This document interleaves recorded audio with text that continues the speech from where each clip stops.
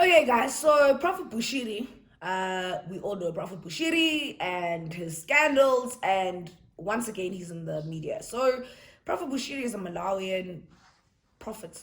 He calls himself Prophet Bushiri.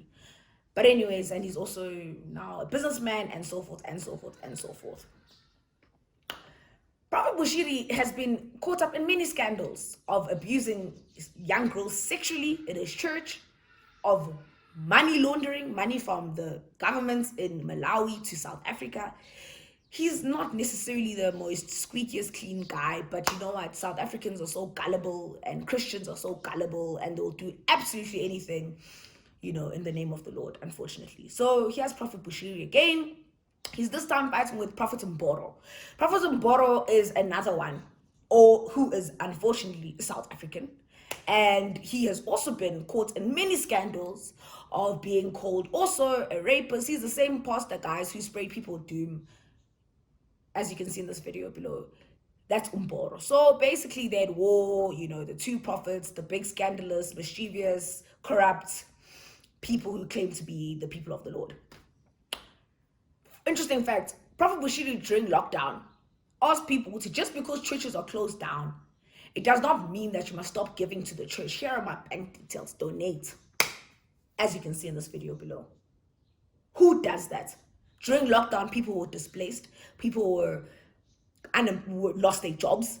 And you're still telling people, just because it's lockdown and you can't come to church, I'm still wanting my money. I need to live still. So this guy's obviously like a psychopath.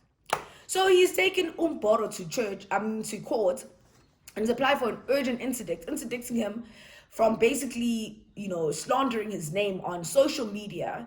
And ultimately, the dispute started by Mboro gave Bushiri 130,000 rand to invest on his behalf in some forex.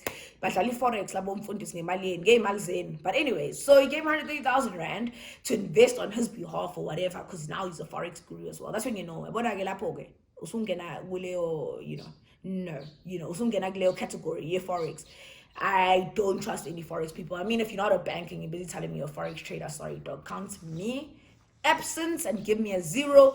All you are is a scammer. So basically, Bushiri scammed Mboro. Mboro never got any returns, he never got his money back or anything. So Mboro's gone on this whole rant and said this guy is actually like fraudulent. He's literally a scammer and so Bushiri went and said, I'm gonna sue you and I'm gonna go to court and I'm gonna get an interdict.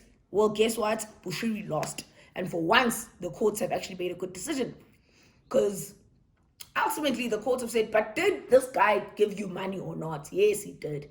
Did you give him back his money? No, I didn't. Did you give him back like any profits, not any return to date? No, I haven't. But it was a bad investment.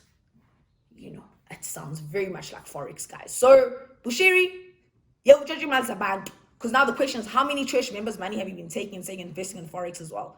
Stop that.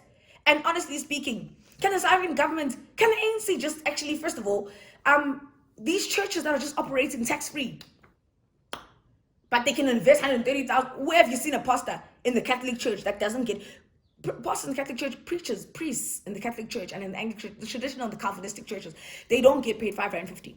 They actually just live and they exist because they're doing the good word of the Lord.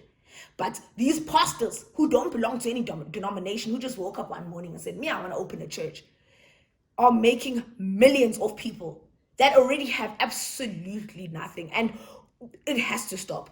It has to stop. And of course, the ANC won't stop it because they know they're not pissed off the big churches that are supporting them, that are telling their congregations every year, you must support for the ANC and that. That's why it's not happening. But the reality is that these churches are getting away with murder.